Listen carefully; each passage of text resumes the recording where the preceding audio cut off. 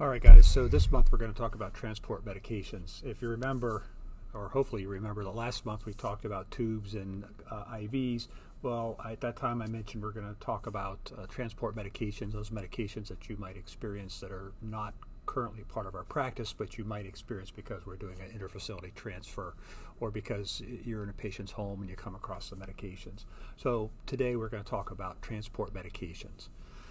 And, really, this is information that's contained in the protocol now. We have it listed as supplemental medication information at the back of the protocol. We try to cover those medications that you may see as part of an interfacility transfer, and you need to have some basic understanding and knowledge. We can't cover all of them, but we try to cover those basic items, and I want to talk a little bit about blood products today as well. We really, though, also need to meet the expectations of the MFATS board, and they have published two different position statements regarding EMS providers managing devices or medications that are not part of the protocol. One has to do with routine EMS runs where you go to the patient's home and they may have a device or some medications that are being administered versus the other circumstance where you may be called upon to transport patients from one facility to another. So you may think, well, why do I need to worry about these interfacility transports? Well, if you think about it more and more, there are surgery centers being built. There are urgent care centers that are out there. There are freestanding emergency departments out there. All of those circumstances may be a situation where you have to go pick up a patient and take them to another facility, or at least you're called via 911 access to transport a patient. So we're trying to cover the bases so we can assure that we meet the requirements of the MFATS board. We have information available in the ResponseSoft app at the back. Use it, at least be familiar with what's there, and think about how you may do things. If you have a particular question about a patient or event, you're also welcome to call me through the medical control number, and I'll give you whatever guidance I can that you need in order to safely transport the patient. Also keep in mind that you may ask for a nurse to go with you on the transport. So you are fully empowered by the MFATS board to decline a transport if you are not comfortable with the circumstances, or to ask for a nurse to go with you before you initiate transport so that the nurse can manage the device or administer the medications that you are not comfortable with. I suggest that after this discussion you take a look at the protocol, become familiar with the clinical standard on interfacility transports or transfers, and also become familiar with the back of the protocol, which has some of the common medications we think you might encounter. So I have here two of the MFATS board position statements. The one on the left, it has to do with moving or transporting patients who have a device or medication in place that you're not used to using or treating or managing. This really has more to do with you're called to a patient's home or a public place, and less to do with the patient's at a healthcare facility and needs transport. But basically, if you look at the position statement on the left, it says that if you have a patient with a pre-existing physician-ordered device or drugs not covered by the protocol, you can move that patient and transport that patient while maintaining that drug or device. So that is an important thing for you to understand. This standard and the next standard, which is to the right, are both available through the MFATS webpage through the Division of EMS. If you would like hard copies or digital copies, let me know and I'll send them to you. On the right-hand side is the one that I think is really more pertinent to what we're discussing today, and it has to do with interfacility transports by EMS providers. And this document has a lot of shalls to it. So it basically says, and I've got some excerpts here, that if we can reasonably expect that you're going to have to move a patient from one facility to another, that you have some training on the devices or medications you may be expected to manage during patient transport, and that should be done in advance, and it has to be training that's approved by the medical director. And you should have all training regarding medications administered, including the indications, contraindications, side effects, and so on. So I think it's an important thing for you to consider. If you look further down, there are some shall nots, and it says you should not initiate, but you can continue infusion of blood or blood products. So if a patient has a unit of blood hanging and needs to be transported, you can transport the patient.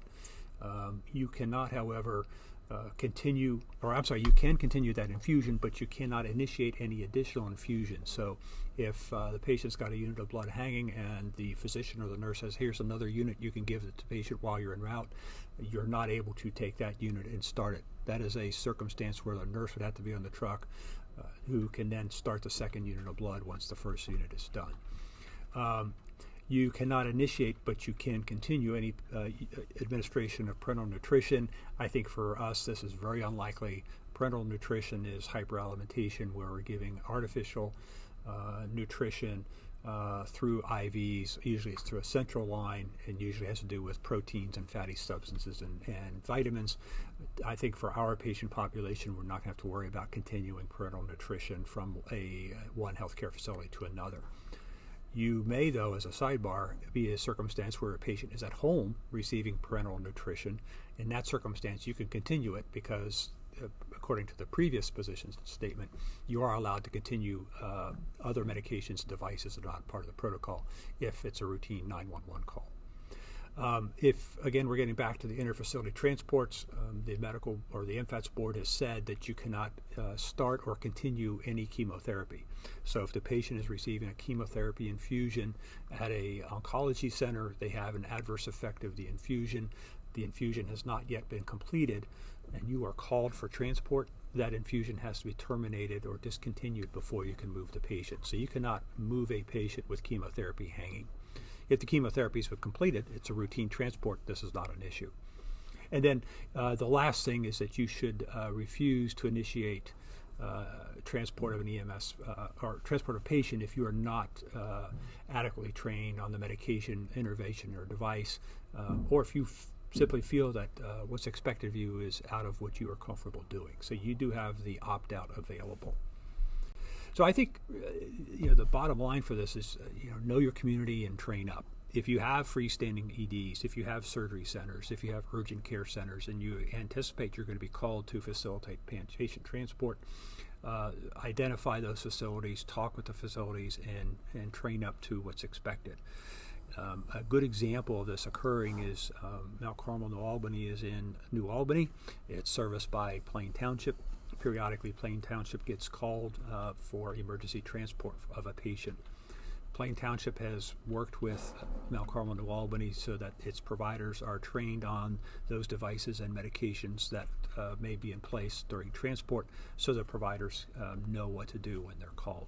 So that's an example. So you need to know your community and you need to train up.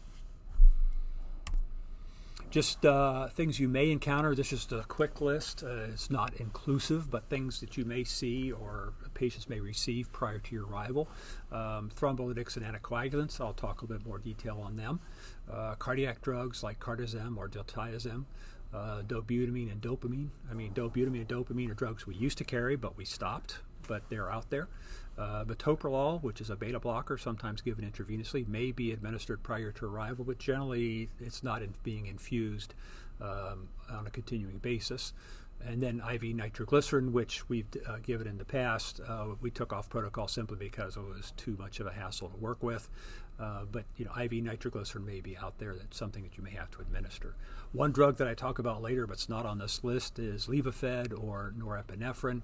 It is commonly become the go-to drug for patients who have adequate heart rate but are hypotensive. So sepsis patients, post-arrest patients, and so on may be on Levophed. That is a drug that you should be familiar with. Other drugs out there that you may see, insulin we use in the freestandings for patients with diabetic ketoacidosis. We'll give a bolus of insulin and start them on an infusion of insulin, so you need to be comfortable with that. We use oxytocin or pitocin for patients who have deliveries. We use it for postpartum hemorrhages. So you may see oxytocin as a drug out there. It's typically an intravenous infusion that may need to be continued. Propofol we see out there. We use it a lot for sedation for procedures, but we also use it to sedate patients who are on ventilators. So if you're in a freestanding or get called to a freestanding, the patient's been intubated, they may be on propofol during transport. That's a common drug that the Plain Township Fire Department had to be prepared for their Mount Carmel to Albany transfers. So, how do you manage propofol? Or do you have an agreement in place with the facility that if a patient's on propofol, you're going to discontinue it and use other medications to sedate during transport? You may have to transport a patient with antibiotics hanging. So some antibiotics have to be infused over 30 to 60 minutes. So if we have a septic patient who's crashing and needs emergent transport, you may be asked to transport the patient with antibiotics hanging. Typically, the issues with antibiotics have to do with being aware of allergic reactions. Typically, they can be infused over 30 to 60 minutes, but you don't need a pump as long as you can just titrate by watching the drip rate. And then I'll talk a little bit about blood transfusions. So I guess kind of a quick summary on a couple of the drugs. Heparin, we use heparin as an anticoagulant, usually use it as bolus therapy for STEMIs. So if a STEMI comes in a freestanding or in an emergency department, we'll give them 5,000 or 8,000 or 10,000 units intravenously. One-time bolus, we're done. No constant or ongoing infusion. So for you, heparin may simply be, hey, we gave the patient a dose of heparin as a bolus. Doesn't need a drip, but as part of your med list, you need to know heparin's been given. We sometimes, though, use heparin as an infusion for pulmonary embolism. So if we have a pulmonary embolism patient, the patient may get a bolus of heparin and then be placed on an ongoing infusion. Sometimes patients with AFib with RVR will also get heparin bolus and infusion as well. So your concerns really are managing the infusion and watching for the complications, and the primary complication you have to be aware of is bleeding.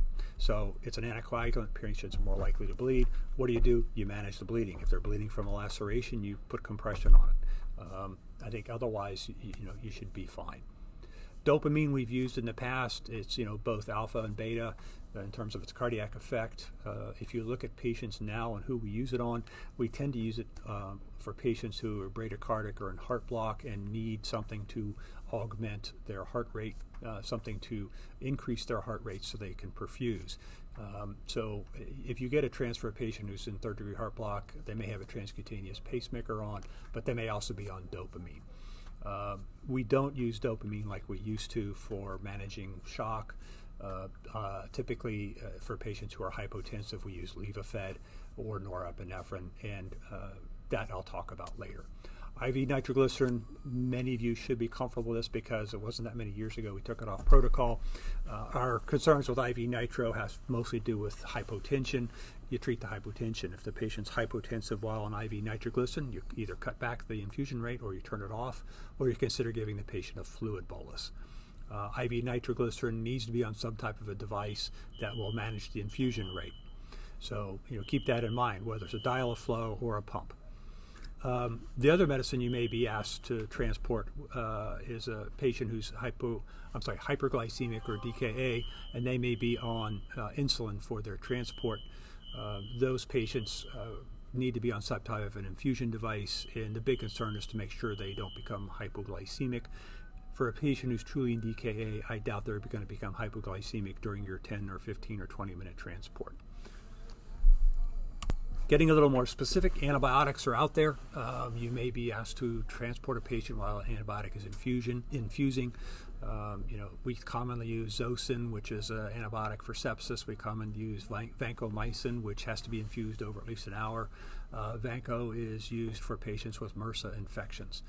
Most septic patients these days get Zosyn plus vancomycin, but there are other antibiotics out there that may require infusion during transport. The most common side effects you need to be aware of have to relate to allergic reactions. So the patients can develop hives, they can get swelling of the face and tongue, they can become hypotensive. Well, how do we treat that? If we think it truly is an allergic reaction during transport, we stop the antibiotic and we treat the patient per our protocol for allergic reactions. On the right-hand side, we have information as an antibiotic advisory regarding these antibiotics. Some antibiotics can cause diarrhea, nausea, vomiting. Typically, those antibiotics are given orally, and typically patients who are receiving an IV infusion of antibiotics don't develop those symptoms acutely. We have a list of the different antibiotics and some of the allergies or allergic manifestations. Again, if you think the patients have an allergic reaction, stop the antibiotic and treat them per the allergic reaction protocol. Blood transfusions, we have a checklist available in the protocol. I think that you should be aware that you may be asked to continue an infusion. You cannot transport a patient with extra blood that you are expected to administer. You can only transport these patients with blood transfusions if the unit of blood is hanging, and you can continue that unit of blood until it is infused. You cannot hang additional units. You may think, well, when would I have to do that? Well, it wasn't that long ago that one of the New York City medics had to transport a patient from LMH to Mount Carmel East with blood hanging.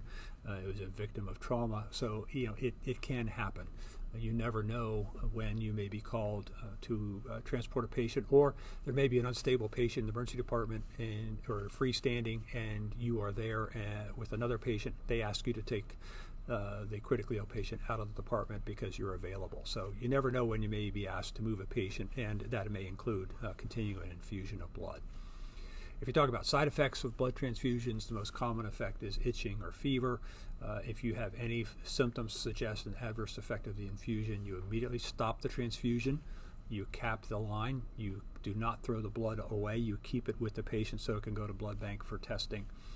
You can treat the patient with Benadryl, Tylenol, or ibuprofen to manage their symptoms.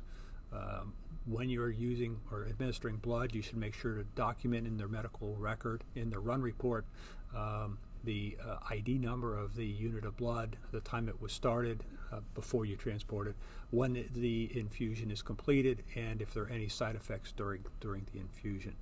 So those are things you need to keep in mind to document. A couple words about cartesian or diltiazem. This is a drug we use a lot in the emergency department, and we use it in the freestandings. Diltiazem is a calcium channel blocker. It's similar to verapamil. We use it a lot for patients with atrial fibrillation with rapid ventricular response. So we use it a lot to control ventricular rate in patients with atrial fibrillation.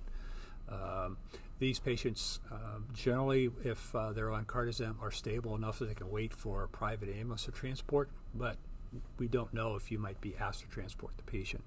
If the patient is so unstable that they need immediate transport, chances are they're going to be cardioverted by the ED provider, in which case then they should be stable after they're cardioverted. The most common complications of cartesian or diltiazem is hypotension. If they become hypotensive, you can either discontinue the infusion or provide a fluid bolus. I think if you're transporting the patient, my preference would be to discontinue the infusion. Sometimes patients are getting enough medication that become bradycardic. If they're asymptomatic, I think I would leave them alone. If they are truly hypotensive along with their bradycardia, then I would discontinue the infusion. You also need to be aware that many times we'll start the patients on diltiazem and they spontaneously convert to sinus rhythm during the infusion, in which case if that happens during transport, just continue the infusion as long as their blood pressure is acceptable. On the right-hand side, we basically have the information that comes from the protocol. From my perspective, if the cartesian or diltiazem is infusing, you ask the nurse or the physician what the infusion rate is, and you continue that infusion during transport. Here's norepinephrine or Levophed. When I was a student and a resident, Levophed was also called Levomdead. It was something we gave toward the end of their cardiac resuscitation as a last-ditch effort to save a life. It fell out of favor for a good number of years, but now it's back, and it's become the most common drug that we use for hypotension other than fluid boluses.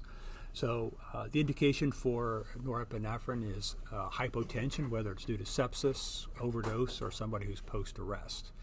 It's mostly an alpha-adrenergic drug, so it causes significant vasoconstriction. We typically use this medication to elevate the patient's blood pressure when they have an acceptable heart rate. So if the patient's heart rate is 80 or 90, but they're hypotensive, we will use Levophed.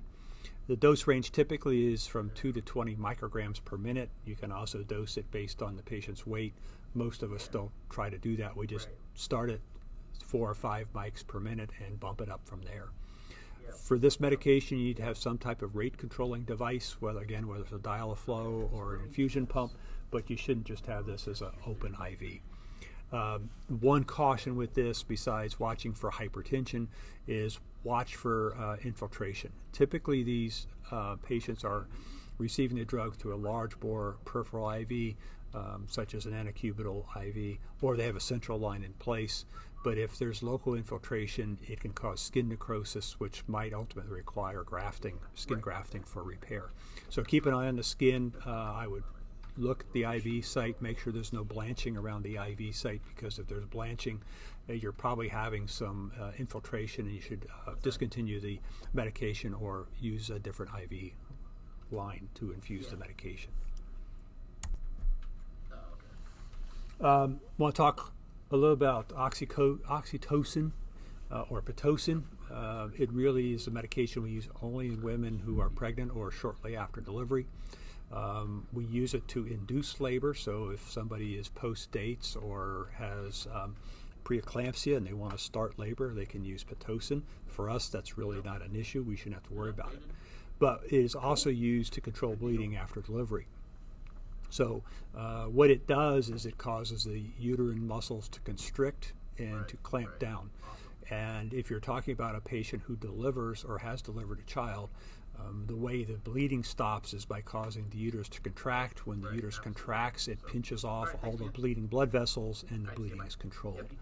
Typically, pitocin is used as a bolus followed by an infusion, and it works quickly. It's always, or usually, given intravenously. Sometimes you can give it as an IM injection. We're not typically going to do that in our practice. In the old days, it could also be given as an oral preparation, as a dissolving tablet in the mouth.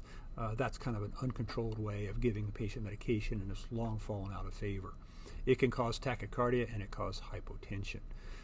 It is a great drug for patients who are having postpartum hemorrhage. So just as an anecdote, a couple weeks ago, Truro Township brought in a lady who's 3 days postpartum. She was bleeding out from postpartum hemorrhage and looked terrible on arrival. We got IV access. We utilized the access that Truro had. We started pitocin immediately.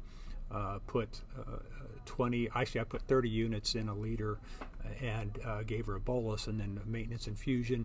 And the pitocin, along with other medications and management by OB, resulted in pretty quick turnaround by the patient. So it really works well. But typically for us, it's going to be 20 or 30 units of pitocin and a liter of saline, and we're going to give the patient a bolus and then infuse some more after that. So typically I infuse enough as a bolus to give the patient 10 units and then run it about 10 or 20 units an hour after that. For you just need to be aware that this drug is being used, and you may have to transport a patient with pitocin in place. You should have an idea of what the infusion rate is before you transport the patient. Propofol, or the Michael Jackson drug, also known as Diprivan, is a medication we use to sedate patients for surgery or for procedures, or to sedate patients while on the ventilator. For you, you may see patients who are on a ventilator and they're on propofol for sedation. It works very quickly, within seconds. It is likely to cause hypotension, so we have to be very careful about monitoring the patient's blood pressure. And the infusion is weight-based, so it's typically a milligram per kilogram as a bolus, and then we run it at an infusion at 5 to 10 mics per kilo per minute, and then adjust it up as we need to effect. You have to be aware of propofol and its risk for hypotension. The other thing you need to be aware of is patients can still feel pain. So yes, they may be sedated, but if they're having some painful event, they may also need to have fentanyl to help manage their pain. So if you're transporting a patient on propofol, ask if it's okay to give fentanyl and get some parameters from the providers. It's also reasonable to ask, however, if you can take the patient off propofol, bolus them with fentanyl or bolus them with ketamine or fentanyl and Versed to facilitate their sedation during transport, and they can restart the drip when they arrive at the final destination. I would suggest you see if you could get the patient off of propofol before you transport. It's going to make it easier for you and for the patient. But it's something you will come across if you have to do an interfacility transport. TPA or thrombolytics. You may see that. Mount Carmel Rosberg just opened up a couple months ago. They've already shipped at least one patient via EMS who received TPA for an acute stroke, and the TPA was continued during transport. So, this is out there, and you may have to transport a patient with TPA hanging. We use it for acute ischemic strokes. It is contraindicated in anybody who's got a brain bleed, so hemorrhagic strokes do not get this drug. We sometimes use it for severe pulmonary emboli, particularly if there's evidence of right ventricular strain. So if we're talking about strokes, typically we give the patient a bolus in the ED, so 10% of the total dose is given as a quick bolus over a minute or two, and then the balance of the medication is infused over an hour. For pulmonary embolism, it can be used, particularly in severe cases. If the patient's in arrest, we'll give it to the patient as an IV bolus. If the patient has a documented PE, but they are critically ill but still awake, still alive, then we'll give it over a 2-hour infusion. The major complication with this drug is hemorrhage. It breaks clots down. Patients who've had recent surgery typically are not candidates for TPA, but patients can start to bleed after TPA. A couple cautions with TPA. If you are transporting a patient with TPA for stroke and they develop an acute headache or their level of consciousness decreases during transport and while under your care, you immediately stop the TPA. So the major teaching point off this slide is if you're transporting a patient with TPA for stroke, they have an acute headache or they develop acute decreased level of consciousness, you immediately stop the infusion. You may also hear that Ohio Health is starting to use TNK as bolus therapy. TNK is a type of thrombolytic. The advantage to TNK is that it is bolus therapy given IV, and you would not have to worry about infusing any drug during transport. So you may have some stroke patients out there coming from an Ohio Health freestanding that's received TNK rather than TPA. So it's just an educational point. You'll probably hear more from Ohio Health about this over the next month or so. Just a few closing comments. Just a couple reminders. Again, you can ask for an RN to accompany you during patient transport if you are not comfortable with the medications that are being infused. So it's okay to ask for a nurse, and it's okay for you to not move a patient until you have a nurse to go with you. So you are not obligated to move a patient if you are uncomfortable with the treatment, uncomfortable with the medications. You can not transport that patient until you have a nurse to go with you. Another thing to keep in mind is private service ALS vehicles have the same scope of practice as you, but their protocol may allow them to utilize certain medications or treatments that are not currently covered by our protocol. So for private service ambulances, they may use ALS vehicles to transport critically ill patient on medications that are not a standard part of our protocol. That's okay. But they are specifically trained to those devices, specifically trained to those medications. For us, though, it's just not worth trying to keep you up to that level of knowledge because the likelihood of you having to move patients with some of these medications is low. If you're getting a patient who's on medications, feel free to ask for the drip rates or the parameters for titration before leaving the facility. So if the patient's on cartesian or diltiazem for atrial fibrillation, feel free to ask about what the infusion rate is or if there are any parameters for increasing or decreasing the rate of infusion. And then last thing is a recommendation is, can the drips be discontinued for transport? So if you have a patient who's on heparin and it's a heparin drip, can they just give the patient a bolus of some more heparin and then you transport the patient and they reinitiate the infusion when you arrive at the receiving facility? Or can you stop the propofol and sedate the patient during transport with fentanyl and midazolam? So see if some of these medications can just be discontinued during transport so you don't have to worry about them. So that's what I've got to cover some of those medications. I'm doing so to help us meet the obligations set by the MFATS board. If you have any questions, it's the same thing. Send me questions, and next month we're not going to talk about meds not in protocol. That's what we're doing now. Haven't decided what next month's topic will be. May have some discussions about athletic injuries, but more to come on that. So thanks for joining us.